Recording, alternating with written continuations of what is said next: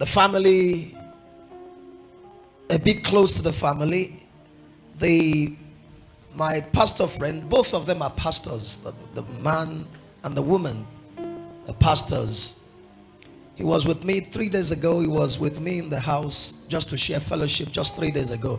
But then this incident happened sometimes in, I think this should be in June or July this year. Very sad.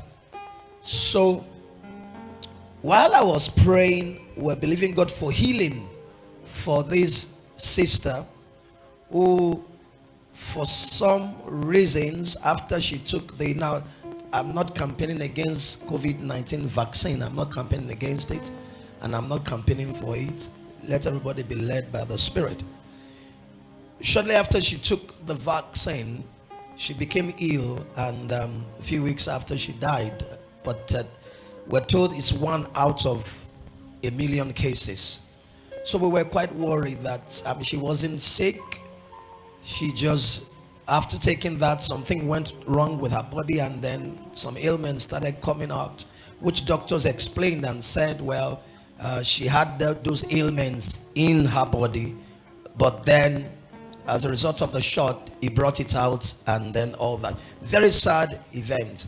But the last moments of her life, I'm not talking about something I saw read in a book or watched a movie, or read some people who say they saw Jesus or they had testimony. This is a family close to us in Manchester.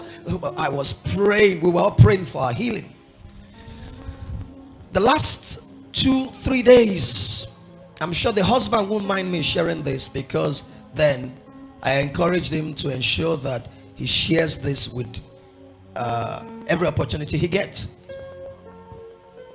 While she was in the hospital and she was ill, dying, Jesus showed up to her in the hospital there in Manchester, and the Lord said to her, according to the testimony, that, do you know if you die now, you are going to hell?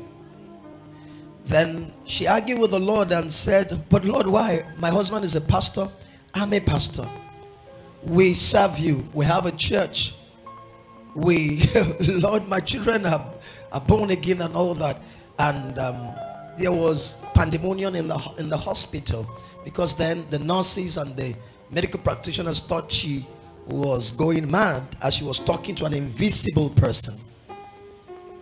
And the Lord said, no, you won't make it to heaven, and I want you to tell your husband as well that none of you will make it to heaven.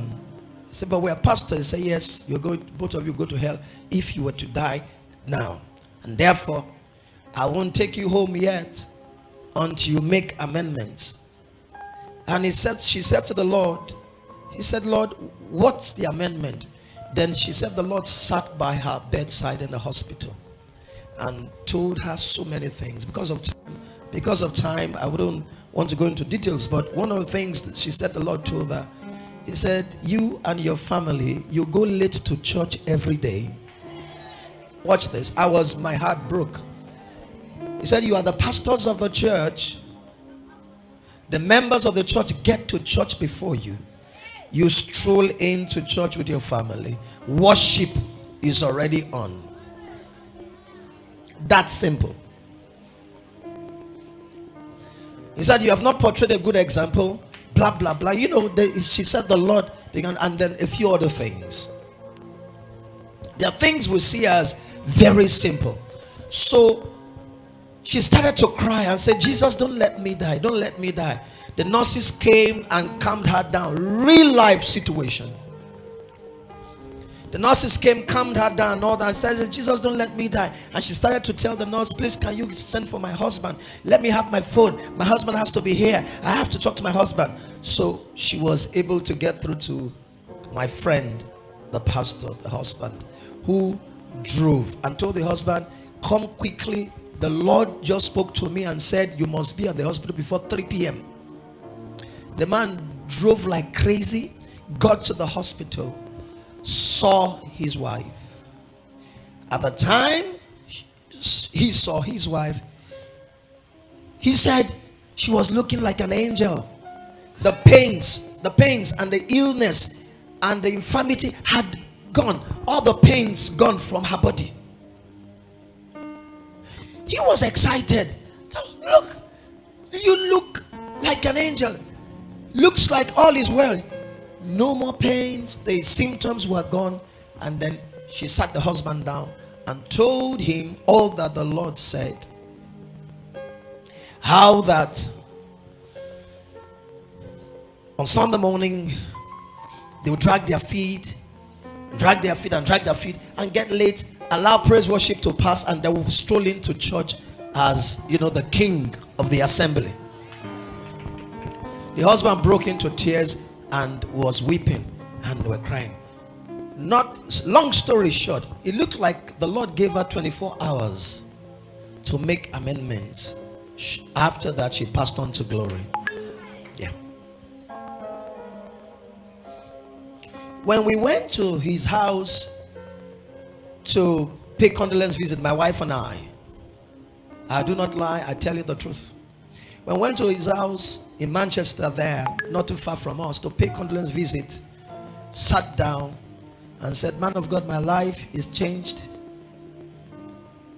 We will never go late to church anymore. We will never take God for granted. While worship is going on, all those style of we are the special leaders, we're the king over the assembly, all those have ended. I joined the people like I am also seeking the Lord, not the people seeking me, and began to say a lot of things. My heart broke.